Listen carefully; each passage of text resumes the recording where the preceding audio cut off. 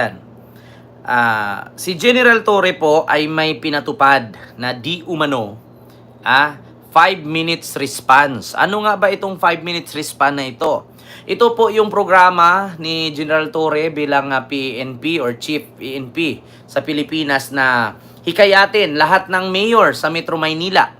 Yeah? Hikayatin lahat ng mayor sa Metro Manila para agarang pag-aksyon sa kapulisan, no? Kailangan pag sinabing 5 minutes response, nandun ka agad. Kung baga ang bumbero nga kung ang bumbero alert agad, dapat ganun din ang pulis. Kung ang bumbero nga bit-bit nila mabigat, ura-urada nakatakbo, pulis pa kaya, baril lang naman ang dala, hindi naman isang balding tubig. Diba? Di ba mga kababayan? Kung ang bumbero kayang paliparin ang kanilang sasakyan na ang bigat ng kanilang dalang tubig, how much more pa yung dala ng police baril lang na mga Armalite? Yeah?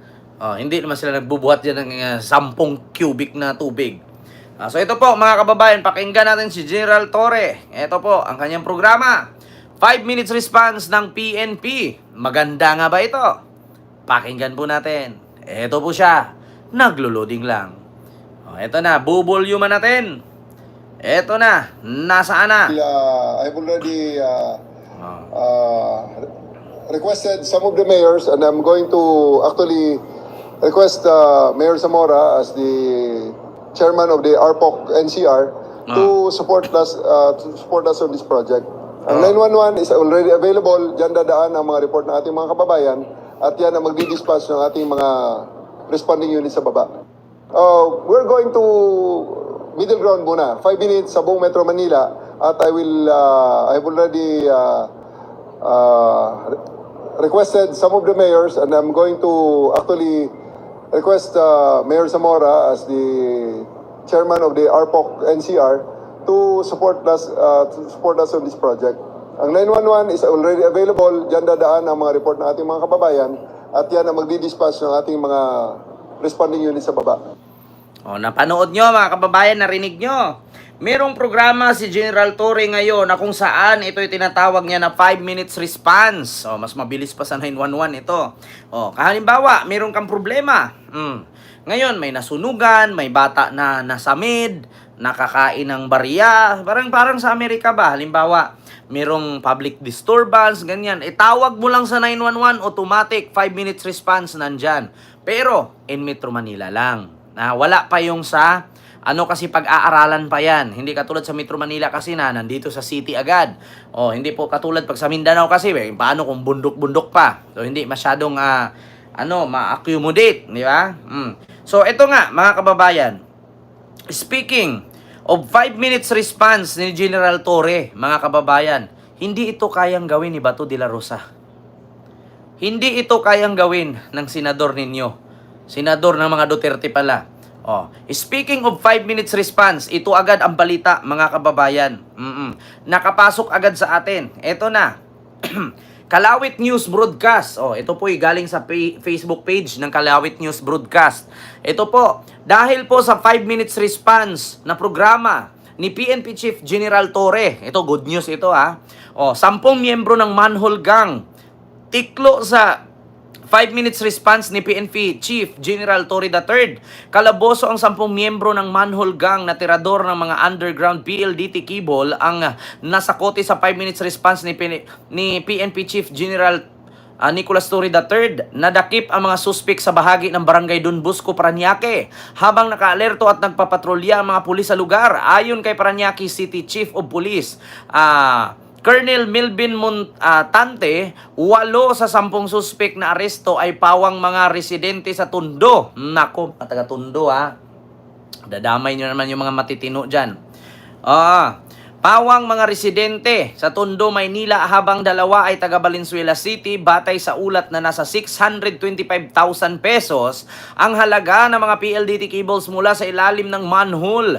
Ang tangay ng mga sospek, dagdag ni Major Paul Brian Torres ng Parañaque PNP Don Bosco Substation, nasa kustodiya na ng pulisya ang isang delivery truck na gamit ng mga sospek, perwisyo din umano ng malaki ang mga internet subscribers ang modus ng kawatan. Diba?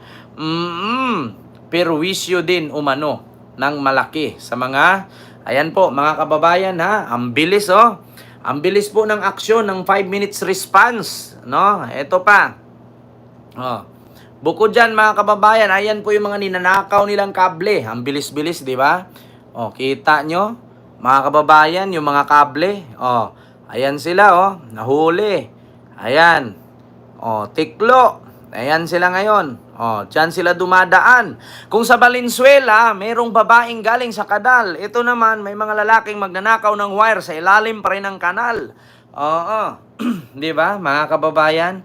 Oh, nahuli nga yung nagnakaw ng motor, sandali lang nahuli ng pulis. Sabi ni Ma'am Maria Fipaliso. Kaya nga, ang bilis nga ma'am, sa totoo lang magandang implementation ito. Hindi mo kailangan pumatay, hindi mo kailangan tumukhang at hindi mo kailangan ng reward, may reward system na kung ilan ang mapatay mo may 50 mil ka, ilan ang mapatay mo may 20 mil ka, hindi mo kailangan ganun. Responsibilidad ng pulis at kailangan yung mga pulis gampanan ang kanilang trabaho para mabalik ang tiwala ng mamamayan sa inyo. Actually, mga kababayan, sa loob po ng simula ng pag-upo ni Pangulong Bongbong Marcos, marami pong mga pangalan, marami pong mga kapulisan ang nawawalan masyado ng tiwala ang taong bayan sa kanila kasi lagi na lang po nating nababalitaan na may pulis sangkot sa kidnapping, may pulis sangkot dito sa pagtago ng droga, may pulis na sangkot sa pagpatay, sangkot sa rape, sangkot sa pagdukot, di ba? Halos ganun. Ang mga kapulisan simula nung pag-upo ni Pangulong Bongbong Marcos. Pero ngayon, hindi po nagkamali si Pangulong Bongbong Marcos sa pagpili niya, Ma'am Chichi Boriche, hello po, sa pagpili niya at ginawa niyang PNP chief, no? Si General Nicolas Torre III. Grabe po ang kanyang 5 minutes response. Grabe talaga, sa totoo lang. Napakabilis. Sabi ko nga, kung ang bumbero alerto sa may sunog, ang pulis ngayon, kung ang bumbero nga, nagbubuhat na napakalaking hose na puno ng tubig, kaya nga nilang dumating agad sa ilang minuto lang, ba't ang pulis, baril lang naman at armalite ang bitbit, ba't ang tagal? Bawal yung mga ganyan-ganyan ngayon kay General Torre. At higit sa lahat mga kababayan, hindi to kayang gawin ni Bato. Ito yung isang PNP chief na sinasabing hindi dinaan sa merit-based promotion. Tumalon pa ng ilang ranggo bago naging PNP chief. Kaya nga ang sagot ni General Torre sa nagsabi nun, rewind din konti sa kanyang tatay. Yung 1-star general, prinumot at naging 4-star general agad. Di ba? At take note, naging senador pa. Nung naging senador, wala namang kwenta. Punch lang ng punch. Diba? So yun mga kababayan. Like po tayo. Share and subscribe. Grabe talaga itong General Torre talaga. Kaya nga sa totoo lang mga kababayan, maraming nagagalit dito. Lalong-lalo na kampo ng mga Duterte. Bakit? Ito kasi yung huhuli sa kanila. Tinik sa kanila si General Torre. Sa totoo lang.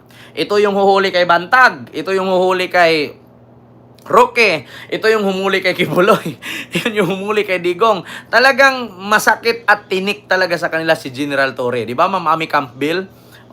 So, yun, yung ating pinag-uusapan ngayon, mga kababayan. So, sunod, eto naman. like po tayo, mga kababayan. Like, share, subscribe. Eto na. Sunod. Eto.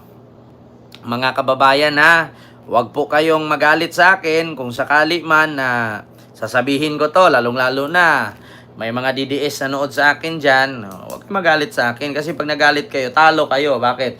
Live ko to, hanggang comment ka lang. Manood ka na lang. Wait lang mga kababayan. Eto na, sunod.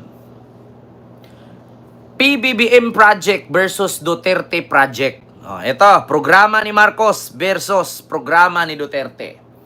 Ito, wala na akong kailangan na ilabas